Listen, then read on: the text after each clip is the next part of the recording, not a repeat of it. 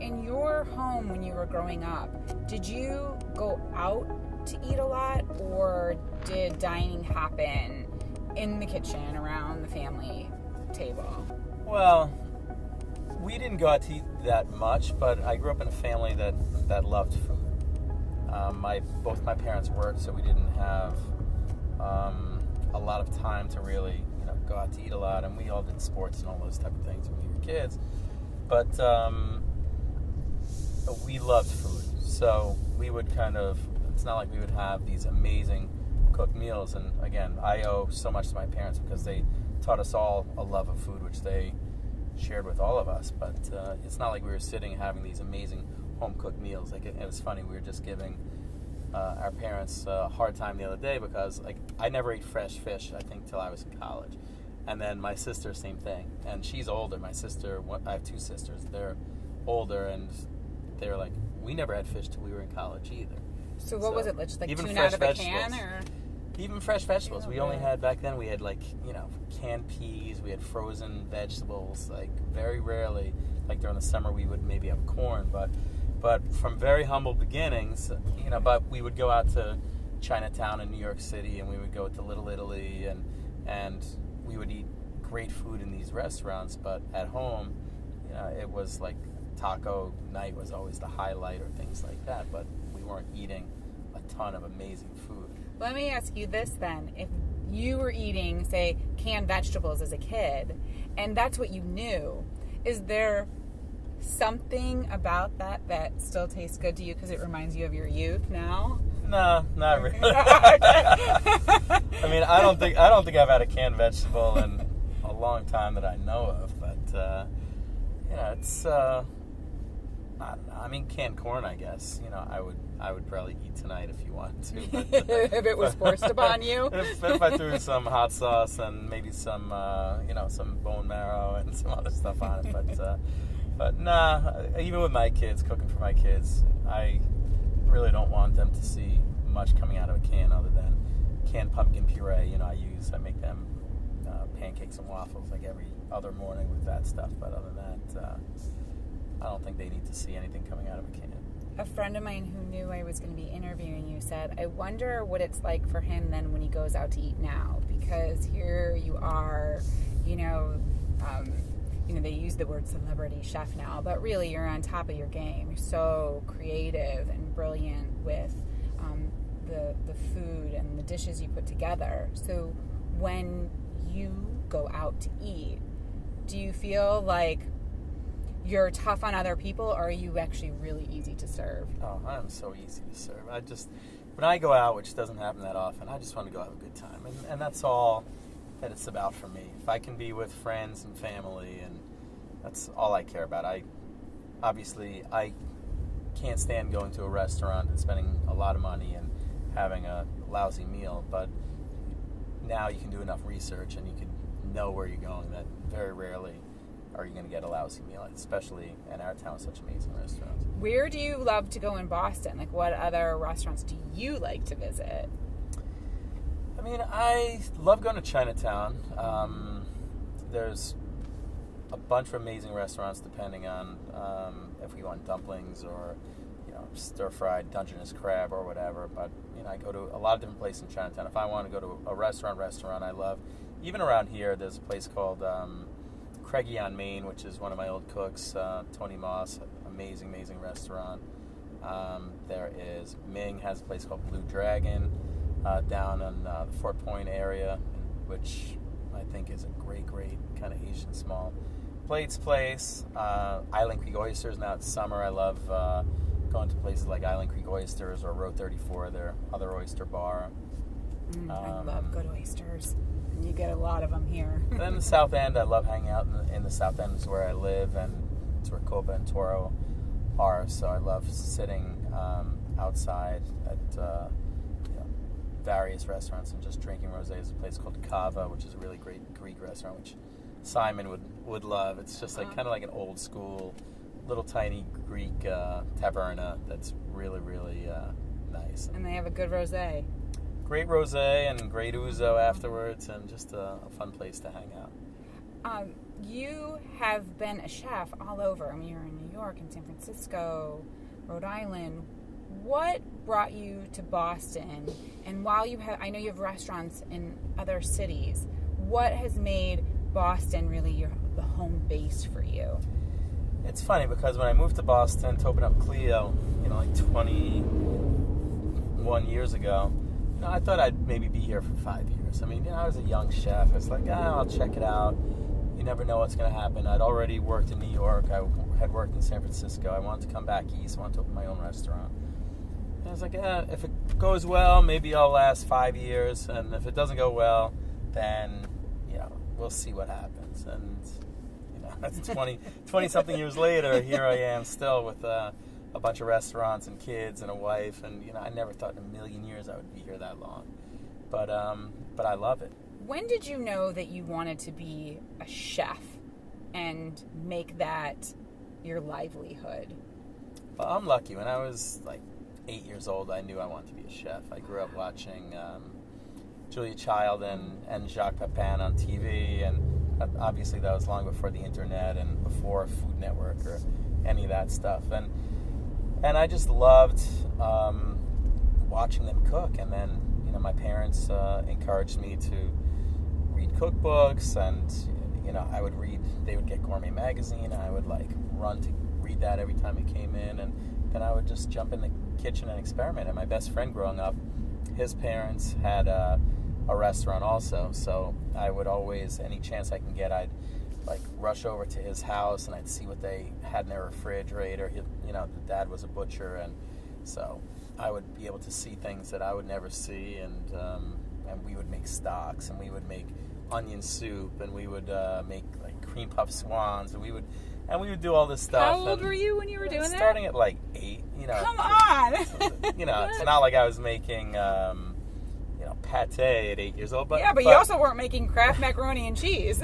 Well, we were making Kraft macaroni and cheese, but we were also playing around with what would it taste like if we use caraway in it, and just grabbing everything out of the seasoning cabinets just to see what things tasted like, and experimenting. And it was so much fun to have between a twin brother and my best friend whose family was in the restaurant business.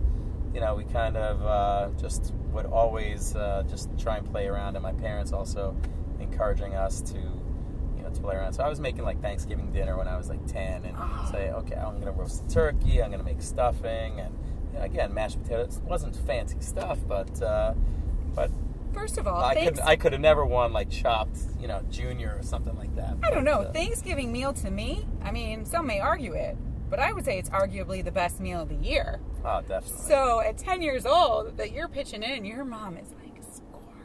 I have done something right. A lot of chefs will say, like our friend Michael Simon, I'm good in the kitchen, I'm a great chef, but I'm not a pastry chef. I don't bake, no cakes, none of that. You, on the other hand, are kind of a triple threat that way, because you were a pastry chef for a while in Rhode Island, right? Is it a totally different animal in the kitchen, taking on sweets? It's definitely a different animal. I use the analogy that pastry chefs are like field goal kickers. They're like these weird-ass loners that kind of want to be in a basement, and they kind of do their own thing, and they're happy by themselves, and they kind of can motivate themselves creatively to just do whatever they do. And again, I've been fortunate enough to train some of the best pastry chefs in the country. I've Alex Stupak, who's legendary, who was at Alinea and WD50 and now has Empillon, and I've trained Rick Billings, who's Jose Andres' pastry chef, corporate pastry chef, and Monica Glass, who won Food and Wine's Best New Pastry Chef years ago. So I've trained a number of them, and I love pastries, but I think as a valuable tool for cooks is that it teaches finesse more than anything, and it also teaches you to look at food differently. So maybe, again, like Simon says, nobody likes to follow a recipe, nobody likes to weigh things out, but you think about food a lot differently. You may say, okay, if you can take sugar and butter and flour and make a cookie, cook that understands that, you can say, okay, well, what happens if I take sugar, flour, and butter, and then I put in some ground nori seaweed, and then I put in some sesame seeds and some togarashi, and take out part of the sugar, then what's this thing going to taste like? So pastry, somebody that's worked in pastry can understand these things, and you can look at food so much differently. So you can make this kind of like seaweed cracker and serve it with something like live sea urchin or something like that. And there's such a chemistry to that. Yeah, right? where somebody that doesn't understand this will never think that way. So that's why I think it's important for people to at least spend a little time with it. Well, and then something like that really gets you ready for Iron Chef. Which, did well by me. I was just rewatching your episode again yesterday against Kat Cora. Okay, first of all, so you pick Kat Cora, but are you really picking her, or are they telling you who you have to pick? Or is that a Food Network secret? Well, I think that might be a Food Network secret. Okay. Because there's so much to it. Obviously, some things need to be set up ahead of time. Well, everyone knows chefs' schedules are very, very busy. So it's not like every time you're going to be filming Iron Chef that they're going to have Batali and Morimoto and Kat Cora and Bobby Flay standing there waiting to be, these guys have a million restaurants. They have busy lives, So Right. So sometimes you have to work around people's schedules. But well, I'm going to tell you, as I'm watching everything, and I'm not just saying this because you're here, but I wanted to go into the TV and eat everything you were making. And I haven't met Kat Cora. She seems like she's a very fine and nice person, and her food looked good too. But you, hands down, just from sitting at home, and I mean, I like to eat. I'm not a critic, but I know good food when I taste it. You won that you did win, and you clearly won. I mean, you are, I'm telling you, you're like a miracle worker in the kitchen. Was that one of the most challenging things you've ever had to do? Because I feel like I would be stressed out. it's funny because it was probably the best adrenaline rush I've ever had in my life. I mean, you're putting everything out there on the line, and but again, with the people that I was with and with the training that I had, I knew that I would do well because I'm as versatile as anybody is. So you can throw anything to me, from pastry to fish to meat to a pig to whatever. I don't care. To coffee beans. Yeah. Which is what So you had. again, and the coffee bean. The great thing about that was that, again, it's an ingredient that you can nuance into a lot of different ways, which kind of was, to me, even easier than having something like a protein, because I was able to kind of think on the fly and say, okay, it'll go well with with sea urchin and parsnips, and then I can definitely play around and say, okay, obviously cotton candy was something that we did where it made sense, and then it worked so well, obviously, with desserts, with the frozen geode that we made, and then again, just with meats, with venison. I remember we did something with venison. So again, it just kind of worked out really well with just as a seasoning. We kind of lucked out. You probably asked this a million times, but would there be anything that you would go, ugh, I can't believe this is to be my main ingredient? Like, is there something that you just personally don't like to eat? It's funny. There's one food that I don't like to eat, but I consider myself one of the best cooks of it in anywhere. Eggs. Oh, really? Yeah. You don't like to eat eggs? I think, again, my parents will never agree with me, but I think I was force-fed eggs when I was a kid, and I remember it, but, my mom will fight it tooth and nail that she didn't. Mm-hmm. So eggs are the only food that I, cannot eat, a plain plate of scrambled eggs or a hard-boiled egg, but I consider myself one of the best egg cooks anywhere. Was winning the James Beard Award something that really changed the momentum of your career? What did that mean for you in 2001? It's funny because, again, that was 16 years ago. So, back that long, then, right? Does it seem like it was that long ago, or it was no, yesterday? it doesn't actually. But it's funny because back then, it was still as big an honor as it is now. But with no social media and things like that, unless you really followed the food world closely, nobody really knew much about it back then. So it's not like, you could be Instagramming to, millions of people saying, "Oh, I just won the James Beard Award." You know, nobody knew unless you were like in the small circle of people that were at the awards, and they would, they would write something like the New York Times or get an article in your local paper. But other than that, like, nobody in Des Moines, Iowa knows who wins like the James Beard Award outside of their region. Nobody in California, unless you're in the industry and you happen to like, read like a newspaper, really knew. So back then, it had an impact locally, just kind of in terms of giving, my restaurant was like 4 years old at that time, so it gave us some street cred. But other than that, it's not like, TV and